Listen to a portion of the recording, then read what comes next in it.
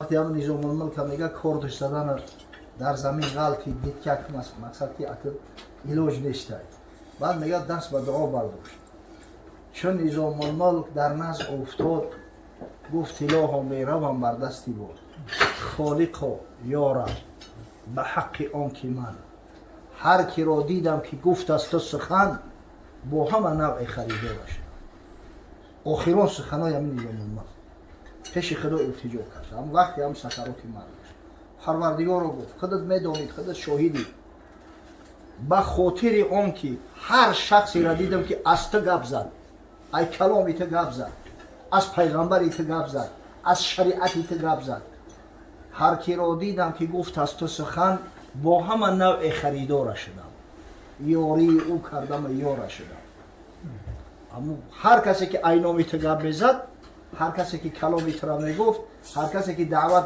به سوی تو پیغمبرت میکرد من خریدار شدم سعی میکردم که همه طرفه دستگیریش کنم در دم آخر خریداری میکنم این روی در همینجا علمی کوری که مثلا دستگیری علمو را میکرد دستگیری فضلو را میکرد همین را پیش پروردگار وسیله قرار داده است که خدا به خاطر این خدمتی که من برای عالمای ترا کردم برای مقصد شریعتی ترا کردم اکنون وقتی آخر تو مرا خریداری در دم آخر خریداری میکن یاری به یاران توی یاری میکن لیکن حقیقتا مرد دست همین احترام میکرد است عالم را بزرگ را از جمله همین که را به نهایت احترام میکرد است شیخ ابو سعید ابوالخیر وقتی که شیخ از دنیا میروه فرزند چه احترام میکرد یا پسر داشت به نام ابو سعید با درجه همون را احترام میکرد است همون وقتی که می اومده است ای قصر به زیارتش پیشوازش می اومده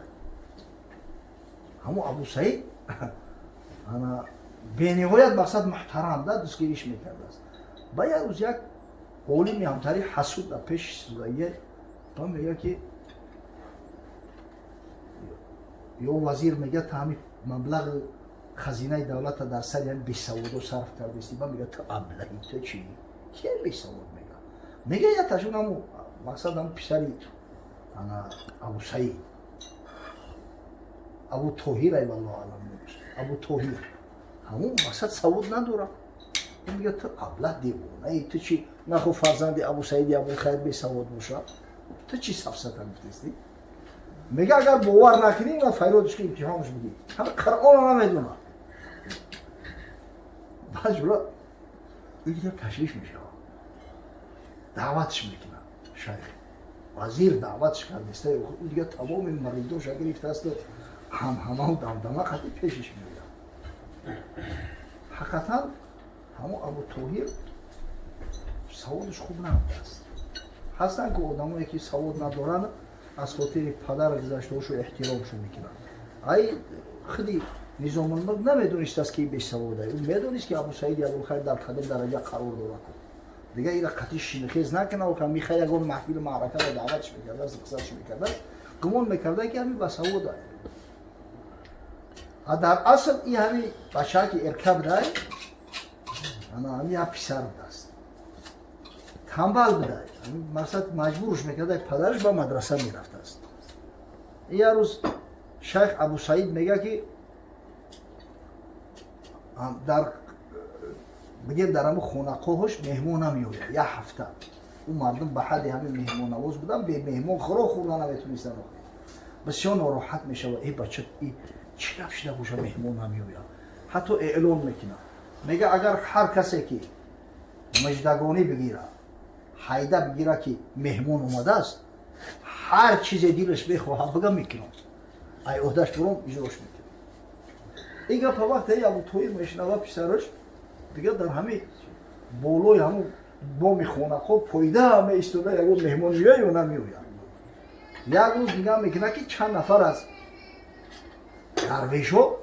درویشای بیگانه مهمانا بگیم طرف همین خانقاه پدرش اومده است میپره بالای بام میفروه میگه پدر حیده مبته مهمان اومده است بخوای مهمانو را قبول میکنه خوش اومده میکنه جو به جوشو میکنه ضیافتشو میکنه با پسرش فیراد میکنه بچه‌م بیا اکرا اگه من وعده کردم که هر کسی حیده بگیره چیزی بخوام میتونش تو چی میخوایی بچم؟ اسب میخوایی؟ مقصد یگون شمشیر میخوایی؟ یگون سر لباس فسان میخوایی؟ زن میخوایی؟ چی میخوایی؟ میگم میخوام که هم مدرسه نرم. او در مکتب میونه یک писак бикӯай ки бад я учиться не хочу, жениться хочу. Ҳамтари даб мехоҳам ки нарам. Бача мега и че хоҳишай? Пайғамбари худо мега илма талаб кунед, талаби илм фарза. Хайр мега падар худат ваъда карда ёхӣ. Ҳам пайғамбари худо мега ки касе ки ваъда карда хилофи ваъда кард, нишонаи мунофиқӣ дорад. Ман мегам майлеша ки бачам тра ваъда кардем таваккалат ба худо, мега ки ба як шарт. Мега чи шарт? Мега ми сураи Фатҳа, Фатҳ аз ёд мекунӣ. Миёй дар пешам пирра ба таҷвиду тартил меспорӣ. Баъд майлиш таваккалат ба худо дига мадраса нарафт. Ира меравам мурдаша медозад дар се рӯз сураи Фатҳа хушру аз ёд мекунад ба таҷвиду тартил. Миёяд дар пеши падараш меспораву. Мақсад ки дига баъд дига мадраса намеравам. Ин ага айбаи солҳо гузаштааст. این آدم دیگه جای پدرش در قوی مقام پدر همون خیلی احترامش میکنن مردم.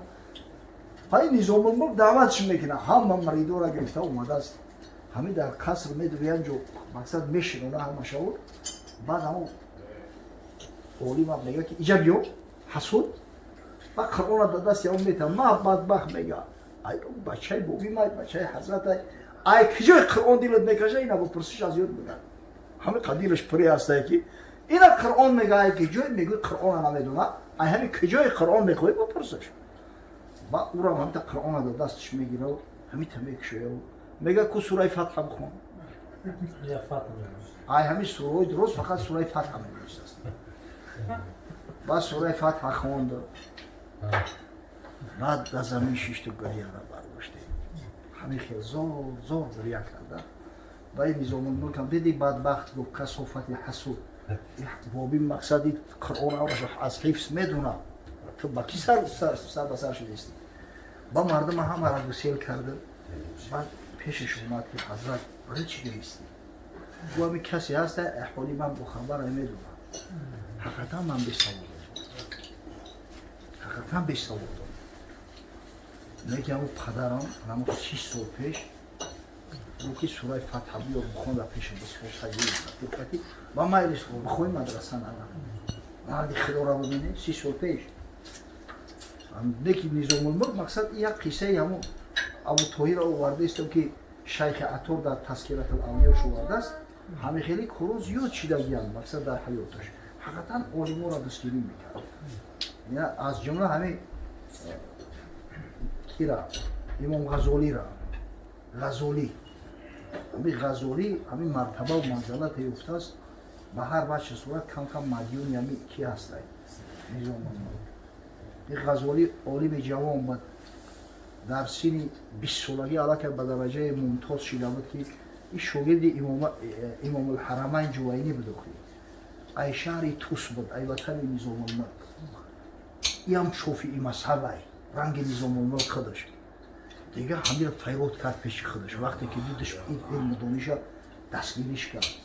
ای همه جوانترین مدیر مدرسه رکتر بگیم رکتر یونیورسیته در تاریخ اسلام همین امام غزالی است.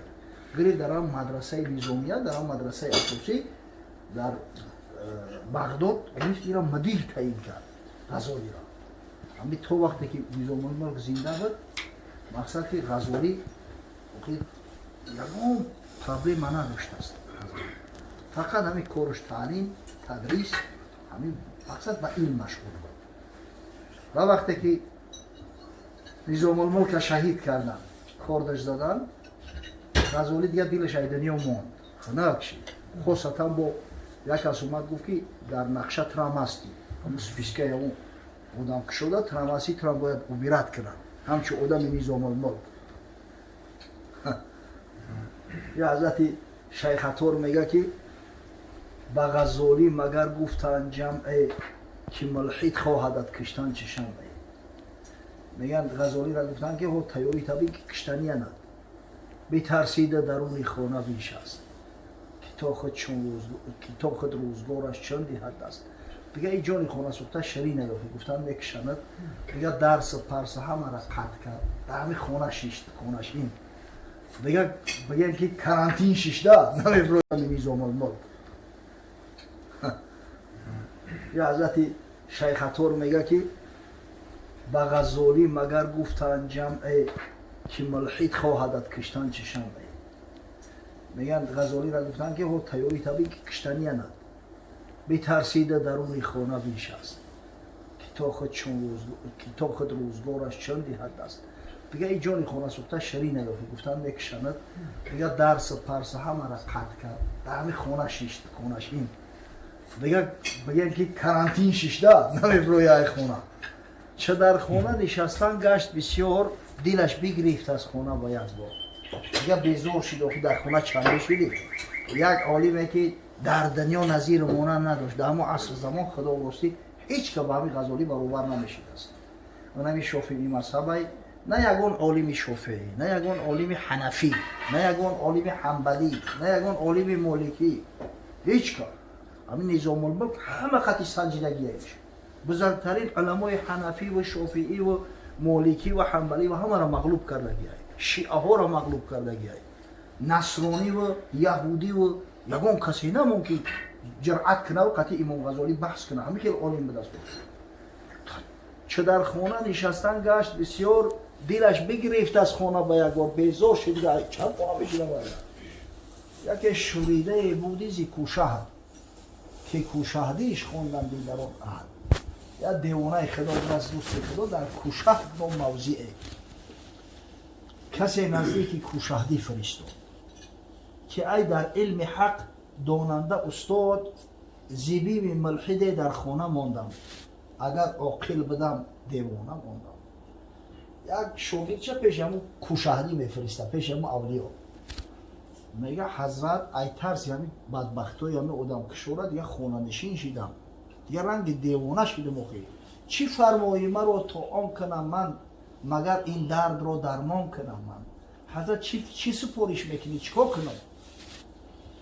از این پیغام کوشهدی برآشفت وقتی در پیش اون دیوانه خدا اومدن دیگه پاکتون به حد غضبناک شد.